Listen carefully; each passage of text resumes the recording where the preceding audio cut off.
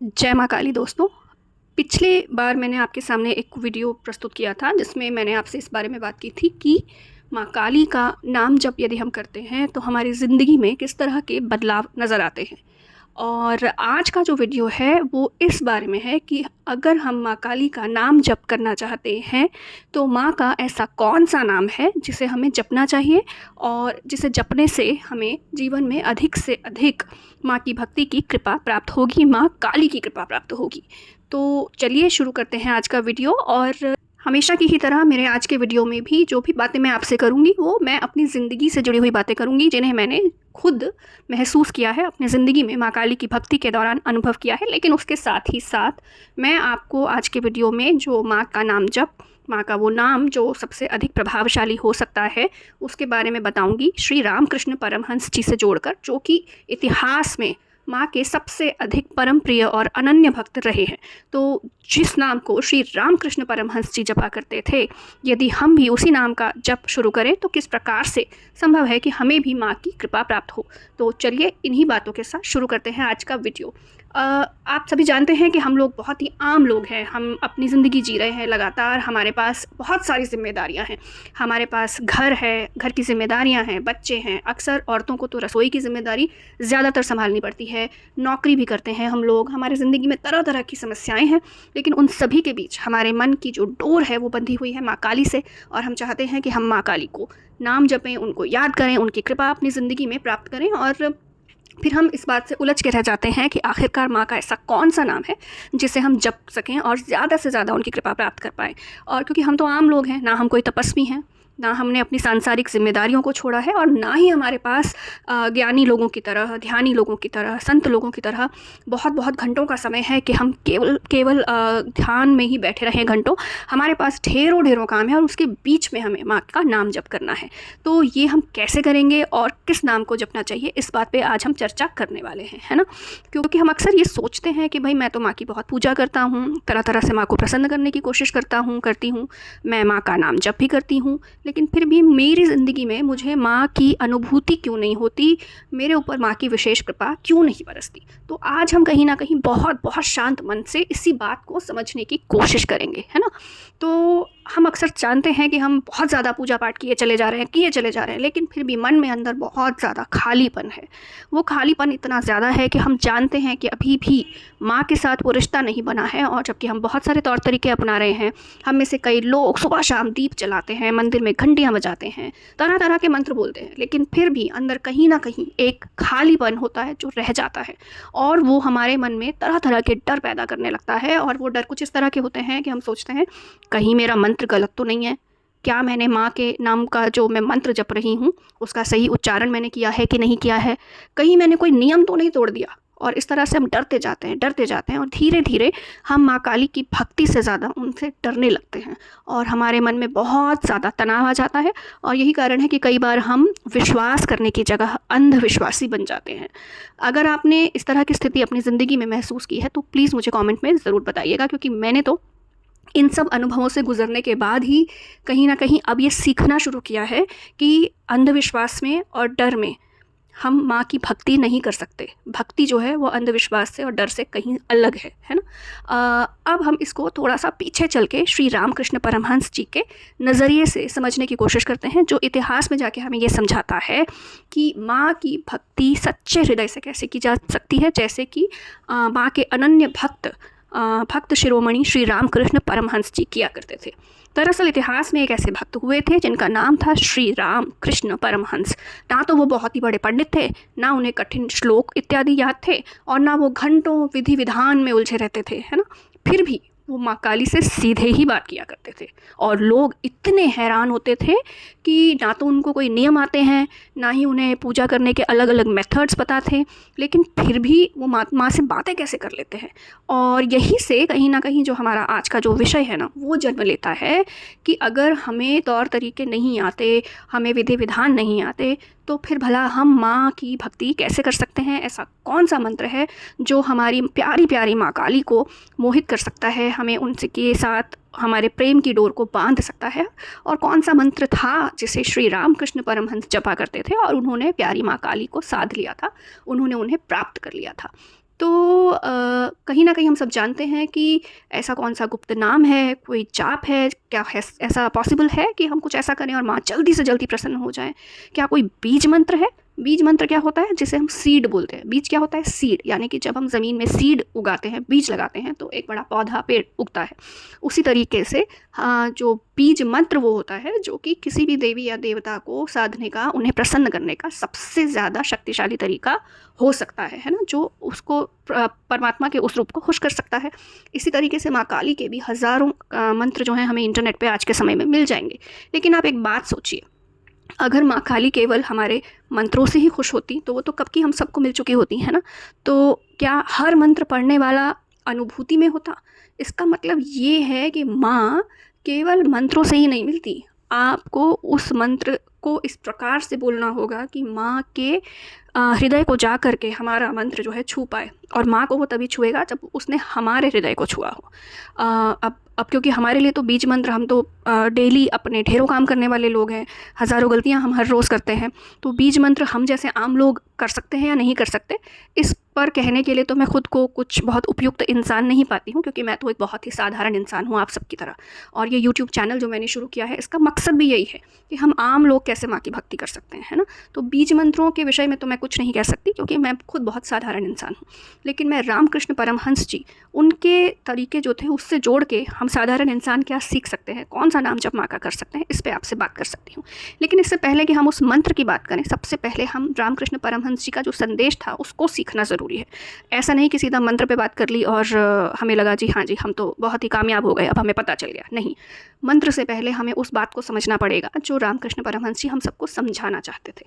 वो ये कहते थे कि अगर आपके मन में माँ के लिए एक विशेष तरह का लगाव नहीं है, उन्हें प्राप्त करने के लिए तड़प नहीं है, व्याकुलता नहीं है, तो सबसे शक्तिशाली मंत्र, फिर वो चाहे कोई भी क्यों ना हो, वो बिल्कुल खाली है, किसी काम का नहीं है। तो कुल मिला के मतलब ये है कि माँ के अगर आप मंत्र जप करना चाहते हैं तो सबसे पहले आपको मंत्र जप से पहले अपने मन को तैयार करना पड़ेगा। क्या करना पड़ेगा? कैसे तैयारी होगी? पूजा से पहले अपने आप से हमेशा एक सवाल पूछिए, मैं माँ के सामने कैसे खड़ी हुई हूँ? मैं अपनी माँ काली के सामने कैसे खड़ा हुआ हूँ? क्या मैं ये सोच रही हूँ कि मैंने सब कुछ ठीक किया है, या मैं ये कह पा रही हूँ कि माँ मैं अधूरी हूँ, मैं गलतियों से भरी हुई हूँ, मैं गलतियों से भरा हुआ हूँ, और आपके आशीर्वाद के बिना मैं कुछ भी नहीं हूँ। क्या आप अपनी इस ईगो को, अपने इस घमंड को माँ के सामने तोड़ने के लिए बिल्कुल तैयार हैं? अगर हाँ, तो ये आपकी असली तैयारी है माँ तक पहुँचने की। आप ना माँ को अपना टीचर मत बनाइए। मेरा कहने का मतलब है कि जब हम माँ को एक टीचर की तरह देखते हैं, एक शिक्षक की तरह देखते हैं, तो हम चाहते हैं कि हम हर चीज़, जैसे हम माँ को मान लीजिए कोई एग्ज़ाम दे रहे हैं, कोई परीक्षा दे रहे हैं, तो हम ये देखना चाहते हैं कि भाई मैंने जो माँ के लिए प्रसाद रखा है वो वैसा ही है कि नहीं, जो माँ को पसंद आता है, जो तंत्रों में, जो शास्त्रों में कहा गया है। जैसा मैंने माँ को वस्त्रों, माँ के लिए जिस रंग के वस्त्र चुने हैं, क्या वो मेरे जो विधि विधान बताए जाते हैं उस हिसाब से है कि नहीं? क्या मैंने ठीक प्रकार की अगरबत्ती ली है? क्या मैंने घी का दिया जलाया है या तेल का दिया जलाना है? अगर आप इस तरीके से देखेंगे चीज़ों को और हर बार मेथड्स में ही जाएंगे, तो एक तरीके से आप माँ की भक्ति नहीं कर रहे हैं। मतलब मैं अपना नज़रिया बता रही हूँ, हो सकता है आपका मुझसे अलग हो, लेकिन मैं अपना बता रही हूँ कि अगर मैं इन सब चीज़ों में फंस जाती हूँ तो मुझे लगता, और चूँकि मैं फंसा करती थी, तो मुझे लगता था कि जैसे मैं माँ को कोई टेस्ट दे रही हूँ, कोई एग्ज़ाम दे रही हूँ। तो जब हम माँ को टेस्ट देते हैं या एग्ज़ाम देते हैं तो माँ क्या हमारी माँ बनेंगी? नहीं, वो हमारे टीचर बन जाएंगी। फिर वो भी कहेंगी कि ठीक है भाई, पहले तुम अपनी इन सब चीज़ों को ठीक करो और उसके बाद अगर इनमें कोई कमी रह गई तो उसी हिसाब से तुम्हें नंबर मिलेंगे। लेकिन ऐसा नहीं, हमें माँ को ऐसा कोई एग्ज़ाम लेने वाला टीचर नहीं बनाना है, हमें माँ को अपने गले लगाना है। जैसे आप अपनी माँ को याद कीजिए, अधिकतर हम सबकी माँ ऐसी ही होती हैं जो हमें हमारे बुरे से बुरे रूप में भी एकदम से गले लगा लेती है। कोई बचपन का किस्सा याद है आपको, जब कहीं आप सड़क पे धड़ाम से गिर गए हों, कहीं कीचड़ में गिर गए हों और रोते रोते आपका मुंह कीचड़ में सना हुआ था, फंसे हुए थे, कपड़े गंदे हो चुके थे, और सबसे पहले आप किसके पास भागे थे? मम्मी के पास, अपनी माँ के पास, है ना? और माँ ने क्या किया? माँ ने क्या बोला आपको? सबसे पहले तो आपको गले लगाया होगा, है ना? सबसे पहले देखा होगा आपको चोट तो नहीं लगी, उसके बाद आपको साफ़ सुथरा करके फिर से अच्छे से तैयार करके बिठाया होगा। ऐसी ही माँ है। जब हम कीचड़ में सने हुए, ख़राब कपड़ों से, ख़राब व्यवहार और विचार से माँ के पास पहुँचते हैं और उनके सामने अपने आप को बिल्कुल प्रस्तुत कर देते हैं, तो माँ भी भाग के हमें गले ही लगाती हैं। लेकिन अगर हम ये सोचते हैं कि पहले मैं तैयार हो जाऊं, मेरे तरीके ठीक हो जाएं, मेरी विधियाँ ठीक हों, यूट्यूब पे जाने कितने ही आपको ऐसे वीडियोज़ मिलेंगे जो आपको तरह तरह के विधि और विधान बताते रहते हैं कि माँ काली को ऐसे प्रसन्न कीजिए, माँ काली को वैसे प्रसन्न कीजिए। आपकी मर्ज़ी है, आप कर सकते हैं उन तरीक़ों से, लेकिन फिर याद रखिए कि माँ भी क्या आपको माँ के भाव से ही देखेंगी, ये आपको निर्णय लेना है। अब मैं आपको इस चीज़ को एक एग्जाम्पल, एक उदाहरण के द्वारा भी समझा सकती हूँ। मान लीजिए बहुत तेज़ आंधी चल रही है और बच्चा है, एक छोटा सा बच्चा जो कि डर गया है, और वो ये नहीं पूछता कि माँ रास्ता क्या है, क्या सही है। बस वो क्या देखता है, अपनी मम्मी को देखता है, और क्या करता है, अपनी मम्मी के आंचल में खुद को छुपा लेता है ना। उसको नहीं देना इस चीज़ से कि माँ कहाँ जा रही है, कौन सा रास्ता पकड़ेगी, क्या माँ अब कीचड़ में से जाएगी या माँ सड़क से जाएगी, पगडंडी से जाएगी, उसको कुछ नहीं फ़र्क पड़ता। वो फटाफट से माँ की उंगली पकड़ता है और चलता जाता है, और ये उसका विश्वास होता है अपनी माँ पे। हो सकता है आपने भी बचपन में ऐसा किया हो, है ना। विश्वास था आपको अपनी माँ के ऊपर, आप चलते चले गए क्योंकि आपको विश्वास था, इसलिए आपने माँ के ऊपर समर्पण कर दिया, अपना भरोसा माँ को दे दिया। तो अब क्या तकलीफ़ है, इस जो पूरी दुनिया की माँ है, जो सारे जगत की जननी है, जो सारे ब्रह्मांडों की माँ है, उसके ऊपर हम समर्पण करने से क्यों डर रहे हैं। अगर हम सच्चा समर्पण करेंगे तो माँ भी हमें तुरंत ही स्वीकार कर लेंगी, समझे। तो माँ के सामने कुछ हमें अपने आप को ज़्यादा जताना नहीं है, बस जैसे हैं वैसे ही उनके सामने बैठ जाना है। कई लोग सोचते हैं कि भक्ति का मतलब है सब कुछ छोड़ दो, लेकिन सच ये है कि सब कुछ छोड़ नहीं सकते हम। भाई हमें तो अपने घर गृहस्थी की जिम्मेदारियां भी संभालनी है, जिनके बच्चे हैं उन्हें अपने बच्चों का पालन पोषण करना है, नौकरियां भी करनी है, और क्योंकि ये सब तो हमें माँ का ही दिया हुआ है ना। माँ ने हमें दिया है घर, बच्चे, नौकरी, घर गृहस्थी की जिम्मेदारियाँ और तरह तरह की जिम्मेदारियाँ जो महिला और पुरुष होते हुए हम निभाते हैं। मैं भी निभाती हूँ, आप भी निभाते होंगे, है ना। लेकिन अब ये सब निभाते हुए फिर आपको लग रहा है कि मैं इन जिम्मेदारियों को निभाऊँ या माँ की भक्ति करूँ। तो आपको क्या करना है, भक्ति भी करनी है और जिम्मेदारियाँ भी निभानी है, क्योंकि हम बहुत आम लोग हैं। हमें ज़िम्मेदारी निभाते निभाते ही माँ की भक्ति करनी है। हो सकता है कि हमें अलग से वक्त नहीं मिले, हमें अपने उस वक्त में ही माँ की भक्ति करनी है, लेकिन कैसे। ऐसे कि हमें अपने भाव को बदलना है। हमें सब कुछ ये नहीं कहना है कि माँ तुम मेरे बच्चों का ख्याल रखो, ये नहीं कहना है माँ तुम मेरे परिवार का ख्याल रखो, ये नहीं कहना है कि माँ तुम मेरी नौकरी का ख्याल रखो, माँ तुम मेरे इस परिवार के सदस्य का ख्याल रखो। तो यानी कि आपके अंदर बहुत अधिक अभी भी अहंकार है। इसका मतलब ये है कि अगर आप सिर्फ ये कह रहे हैं कि मेरा, मैं, मेरा परिवार, मेरा घर, मेरे रिश्तेदार, मेरे बच्चे, मेरी नौकरी, तो जब तक ये मेरा हमारे अंदर है ना, मतलब है अहंकार है। और कहीं ना कहीं हमें इस अहंकार को ही तोड़ने की कोशिश करनी है। क्या कहना है फिर माँ से ये कहना है कि माँ सब कुछ तेरा है, मैं तो बस निभा रही हूँ, निभा रहा हूँ। माँ ये मेरे नहीं तुम्हारे बच्चे हैं, ये मेरा नहीं तुम्हारा परिवार है, ये मेरी नहीं तुम्हारी दी हुई नौकरी है, सब कुछ तुम्हारा है। मैं केवल एक माध्यम हूँ माँ, और इन तमाम चीज़ों को, इन तमाम रिश्तों को मैं तुम्हारे चरणों में निछावर करती हूँ माँ। और मुझे इतनी शक्ति दो कि मैं वो साधन बन के इन सभी के प्रति अपनी जिम्मेदारियाँ अच्छे से निभा पाऊँ। माँ मैं भी तुम्हारा हूँ, और ये सब रिश्ते, नाते और जो चीज़ें तुमने मुझे दी हैं वो सब तुम्हारी हैं, और मैं तुम्हारे चरणों में समर्पित हूँ। कुल मिलाकर इस माँ की जो हमारी भक्ति है ना, इसमें जो सबसे बड़ी रुकावट है वो है हमारा अहंकार, हमारी ईगो। जब तक हम ये कहते रहते हैं ना कि मैं कर लूँगी, तब तक माँ हमसे दूर ही रहती है। और जिस दिन हम कहते हैं ना कि माँ आप कीजिए, उस दिन हमारी भक्ति का रास्ता ही खुल जाता है। अब मैं इस चीज़ को कुछ ना कुछ कहीं ना कहीं औरतों से जोड़कर दिखाना चाहती हूँ, क्योंकि मेरी ख़ुद की जो एक जर्नी है वो कहीं ना कहीं मैं औरतों के सामने बताना चाहती हूँ। क्योंकि हम औरतें जो होती हैं ना, हमें शांत कोना अक्सर नहीं मिलता। कभी कुकर की आवाज़ें, कभी बच्चे, कभी घर की और ज़िम्मेदारियाँ, खाना पकाना, ये सब काम हमें लगातार करने पड़ते हैं। और कभी नौकरी करना, कभी घर में काम संभालना, तो एक साथ बहुत सारी मल्टीटास्किंग करनी पड़ती है। लेकिन भक्ति क्या होती है, तो हम औरतें क्या करें, हम भक्ति ना करें और वक्त कैसे निकालें भाई। कई बार ये भी होता है कि पूजा कर रहे हैं और ठीक उसी समय बच्चे पूछते हैं कि मम्मी मेरी किताब कहाँ रखी है। ठीक उसी समय किसी को खाना खाना होता है, ठीक उसी समय घर की घंटी बज जाती है। क्या करें, तो क्या हम भक्ति ना करें, क्योंकि माँ से तो हम भी जुड़ना चाहती हैं। लेकिन मैं कहीं ना कहीं आपको ये बताना चाहती हूँ कि मेरी ज़िंदगी की भी बिल्कुल ठीक यही स्थिति है। लेकिन फिर भी भक्ति वहीं होती है जहाँ ज़िंदगी होती है, जहाँ जीवन होता है। मैं आपको अपने एग्जाम्पल से बताना चाहती हूँ कि जब से मैंने माँ की भक्ति की तरफ ज़्यादा रुझान किया पिछले कुछ सालों से, तो मैं पूजा जब करने बैठने लगी तो शुरू में, और इनफैक्ट अभी भी ऐसा होता है कि लोग मुझसे, घर के लोग अपने ही हैं, सब सवाल भी पूछते हैं कि ये चीज़ कहाँ रखी है, खाना कब मिलेगा, ये सब। लेकिन कहीं ना कहीं इनके बावजूद भी मेरा परिवार धीरे धीरे इस बात को समझने लगा है कि मेरा मन पूजा पाठ में लगता है, माँ की भक्ति में लगता है। और कहीं ना कहीं अब वो इस चीज़ का आदर करते हैं और कहते हैं कि अभी मेरा पूजा का समय है, मेरा भक्ति का समय है, तो वो उस पर्टिकुलर टाइम में, उस समय में कोशिश करते हैं कि मुझे कम छेड़ें। और कहीं न कहीं इस बात को सभी ने स्वीकार कर लिया है कि हाँ, जब मैं पूजा कर रही हूँ, जब मैं माँ के समक्ष प्रस्तुत होकर बैठी हुई हूँ उस समय में, तो वो प्रयास करते हैं कि वो मेरी इस चॉइस का सम्मान करें, चाहे फिर वो 15 ही मिनट का समय मुझे क्यों ना मिले। लेकिन मैं ये भी बताना चाहती हूँ कि इसका मतलब ये नहीं है कि मुझे आवाज़ें लगनी बंद हो गई हैं, क्योंकि मैं घर की वो चाबी हूँ जिससे सारे ताले खुलते हैं, है ना? तो हर कोई मुझ पे बहुत अधिक निर्भर भी रहता है और ये बहुत प्यारी बात है। और इन्हीं ज़िम्मेदारियों के साथ मैं अपनी पूजा पाठ भी कर रही हूँ और कहीं न कहीं घर वाले भी इस बात को समझते हैं। और आप भी शुरुआत करके देखिए और देखिए, धीरे-धीरे माँ खुद ही आपके लिए रास्ता बना देंगी। ये रास्ते मैंने नहीं बनाए, ये माँ ने बनाए हैं। माँ ने मेरे घर के समस्त लोगों में उनके प्रति प्यार और मेरे इस माँ की भक्ति के जो भाव है उसके प्रति इतना प्यार जगा दिया है कि कहीं न कहीं खुद ही रास्ता बन गया है। घर के लोग अब इस बात को समझने लगे हैं, तो आप भी कोशिश कीजिए, धीरे-धीरे आपका परिवार भी समझेगा ज़रूर।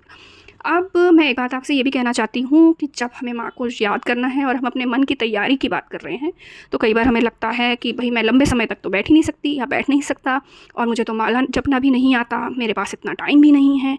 तो मैं आपसे ये कहना चाहती हूँ कि माँ को कोई ज़रूरत नहीं है आपके माला के नाम जप की, कोई ज़रूरत नहीं है। अगर पूरे दिन में 5 मिनट भी आपने मन से माँ को याद किया है ना, तो माँ आपकी पूरी तरह से हो जाएंगी। क्योंकि माँ को क्या चाहिए? माँ को आपके मन की सच्चाई चाहिए। कई बार हमारे जो आंसू, जब हम मान लीजिए मंदिर जाते हैं या अपने घर के मंदिर में ही जब माँ के दर्शन करते हैं, तो वो जो झरझर झरझर आंसू बहते हैं ना, वो किसी भी माला से कहीं ज़्यादा स्ट्रॉन्ग होते हैं। माँ से जुड़ने का एक सच्चा माध्यम होता है, क्योंकि तब हमारा दिल माँ के चरण कमलों से जुड़ चुका होता है। तो आप ये इस चीज़ में भी मत पड़िए कि भाई हम माला में पे कैसे 108 मनकों का जाप करें, कैसे करें, क्योंकि शायद हमारे लिए ये इतनी सारी जिम्मेदारियों के बीच कई बार हमारे लिए संभव नहीं हो पाता। लेकिन संभव क्या हो सकता है कि आप जो भी कर रहे हो, जहाँ पे भी हो, चाहे बीच बाज़ार में ही आप कोई खरीद ही क्यों ना रहे हो कोई सामान, लेकिन उस समय भी अगर चलते चलते माँ को याद करते हैं ना, तो वही सच्ची भक्ति है। अब सबसे ज़्यादा ज़रूरी सवाल कि आखिर हम माँ के किस नाम का जप करें। अगर आपको संस्कृत से डर लगता है, संस्कृत के शब्दों के उच्चारण से डर लगता है, तो निश्चित रूप से हम माँ के ऐसे मंत्रों का जाप नहीं कर सकते जिनमें कि मान लीजिए संस्कृत के बहुत गहरे गहरे शब्द आते हैं और जिनका ठीक से हमें अर्थ भी नहीं मालूम है। माँ के ढेरों मंत्र हैं, किसी में श्रीम लगा होता है, किसी में क्रीम लगा होता है, किसी में ह्रीम लगा होता है, और भी अनंत मंत्र हैं। और मैं भी बहुत आम ही इंसान हूँ, मुझे भी इन मंत्रों की जो गहराई है उसके बारे में बहुत ज़्यादा नहीं पता है। और कहीं ना कहीं मन में हम लोगों के फिर ये डर आने लगता है कि अगर हम ठीक से उच्चारण नहीं कर पा रहे हैं तो हम क्या करें। लेकिन कहीं ना कहीं मैं आपको अब उस मंत्र का बारे में बताना चाहती हूँ जिसका उच्चारण, तो जिसका नाम जप श्री रामकृष्ण परमहंस भी करते थे, और वो जिस मंत्र को जप करते थे वो था माँ। जी हाँ, आप चौंक गए होंगे, लेकिन श्री रामकृष्ण परमहंस जी जीवन पर्यंत माँ के जिस नाम का जप करते थे वो था माँ। माँ ऐसा शब्द है जिसमें सारा का सारा ब्रह्मांड छिपा है, और वो दिन रात सोते जागते माँ के इसी नाम का जप किया करते थे। और माँ के ही रूप में उनके साथ हमेशा प्रकट रहती थी, हमेशा उनकी मदद करती थी, उनकी भक्ति को स्वीकार करती थी। आप ये भी सोच सकते हैं कि जब हम अपनी माँ को माँ कह के बुलाते हैं तो कैसे हमारी माँ भी तुरंत हमारे पास आ जाती है ना। तो क्या हम बहुत बार सोचते हैं कि कैसे बुलाऊँ, क्या करूँ, इस चीज़ पे हम पहले भी बात कर चुके हैं। तो जब हम किसी खतरे में होते हैं तो हम क्या करते हैं, खासकर छोटे बच्चे हैं ना, जैसे कि हाल ही में हमारे यहाँ एक छोटा सा बच्चा लिफ्ट में फंस गया था, तो वो सबसे ज़्यादा किसे पुकार रहा था, अपनी मम्मी को बुला रहा था, है ना। तो वो रोए जा रहा था, और जब वो बाहर आया तो वो अपनी माँ से लिपट गया। तो कहीं ना कहीं जब कोई भी बच्चा भी खतरे में होता है तो सबसे ज़्यादा अपनी माँ को ही पुकारता है। तो इसीलिए श्री रामकृष्ण परमहंस जी, जो कि अपनी माँ यानी कि काली माँ से इतना प्यार करते थे, तो वो केवल माँ ही नाम का जप किया करते थे। तो यही है सबसे बड़ा इस ब्रह्मांड का मंत्र जिससे माँ अत्यधिक प्रसन्न होती हैं। और इसके अलावा हम जय माँ भी बोल सकते हैं, और जैसे मैं अक्सर जिस मंत्र का इस्तेमाल करती हूँ तो मैं ओम काली शब्द कहती हूँ। तो कहीं ना कहीं मैंने आपको ये बताया कि श्री रामकृष्ण परमहंस जी जिस मंत्र का सबसे अधिक उपयोग करते थे वो था माँ, और यही सबसे बड़ा जप था जिसको सुन के जो परम ब्रह्मांड की देवी है माँ काली, वो श्री रामकृष्ण परमहंस पर मुग्ध हो गई थी माँ के रूप में, और उन्होंने सदा सदा उनको अपने आंचल की छांव में रखा और सदा माँ के रूप में उनके साथ रही। तो हम भी यदि कुछ भी नहीं जानते तो माँ को माँ ही तो समझना है, ये बहुत ही सरल है। तो क्यों नहीं हम भी माँ को माँ कहकर बुलाते। आप चाहें तो जय माँ कह सकते हैं, ओम काली कह सकते हैं। तो कुल मिला के बात ये है कि हमें डर से माँ को नहीं बुलाना है, हमें माँ बच्चे की तरह अपनी माँ को बुलाना है, जो कि माँ काली है। अब एक बात यह है कि मान लीजिए हमारे कोई गुरु नहीं है, है ना, हमने किसी गुरु से हमने दीक्षा नहीं ली है, तो हम क्या करें, कोई बात नहीं, इस समस्त संसार के, इस समस्त ब्रह्मांड के जो गुरु हैं वो हैं भगवान शंकर। तो जब मैं भी अपनी माँ को याद करती हूँ, दिया जलाती हूँ शाम को घर में, तो मैं उससे पहले श्री भगवान शंकर को याद कर लेती हूँ और उन्हें कहती हूँ कि हे परमात्मा, आप तो इस समस्त ब्रह्मांड के गुरु हैं, तो मेरी भक्ति को माँ स्वीकार करें, आप ऐसा मार्ग मेरे लिए बनाइए।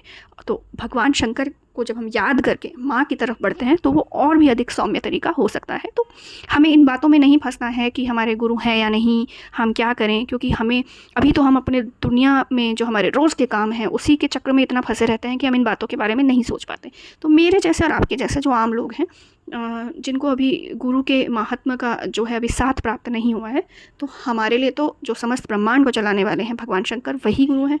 उनको याद करके यदि आप माँ के काली को याद करेंगे, माँ कहेंगे, जय माँ कहेंगे, ओम काली कहेंगे, तो आप निश्चित रूप से माँ का स्नेह और वात्सल्य प्राप्त कर सकते हैं। और बस इतना कहिए कि माँ, मेरे अंदर कोई गुण नहीं है, मैं अवगुणों से भरा हुआ हूँ और आप कृपया मेरी भक्ति को स्वीकार कीजिए। और फिर आप देखिए कि माँ हमेशा हमारे साथ पहले भी थी, लेकिन अब हम उनकी कृपा को महसूस कर पाएंगे, अपनी ज़िंदगी में उसका अनुभव कर पाएंगे, है ना। तो आज मैंने कहीं ना कहीं आपको ये बताया कि माँ का ऐसा कौन सा नाम है जिसको जपने से माँ सबसे अधिक प्रसन्न होती हैं। तो जो मेरा अनुभव है उसके आधार पर मैंने आपको ये बताया है। और मैंने आपको ये भी बताया है कि माँ अपने ही नाम को जब हम उन्हें माँ कह कर बुलाती हैं तो उससे सबसे ज़्यादा प्रसन्न होती है, और उसका मैंने आपको आधार भी बताया है ना। और मैंने आपको अपने अनुभव भी बताए हैं। तो अगर आज आप मेरे साथ इस सत्संग को सुन पाए हैं, अभी तक आप मेरे साथ बने हुए हैं, तो मैं आपका बहुत बहुत धन्यवाद करती हूँ, क्योंकि ये बताता है कि आप भी माँ काली को उसी तरह से प्रेम करते हैं जिस तरह से मैं करती हूँ। और मुझे सुनने वाले सभी दर्शकों का, मुझे देखने वाले दर्शकों का मैं बहुत बहुत धन्यवाद करती हूँ, जो लोग मुझे सुन रहे हैं, मुझे सब्सक्राइब कर रहे हैं, मेरे काम को शेयर कर रहे हैं, यानी कि माँ काली के इस सत्संग को दुनिया के कोने कोने तक पहुँचाने में वो मेरा साथ दे रहे हैं। और मैं माँ से लगातार यही प्रार्थना करती हूँ कि माँ आपका और आपके परिवार का सदा सदा सदा ख्याल रखें, आप सबके ऊपर अपना आशीर्वाद हमेशा बनाए रखें, और हम सभी को मिलकर माँ के इस नाम को इस दुनिया के कोने कोने में पहुंचाना है, क्योंकि हो सकता है किसी को माँ के आशीर्वाद की बहुत अधिक आवश्यकता हो, और यही सत्संग का जो है सच्चा काम होता है। तो मुझे सुनने के लिए आपका बहुत बहुत धन्यवाद। ओम काली।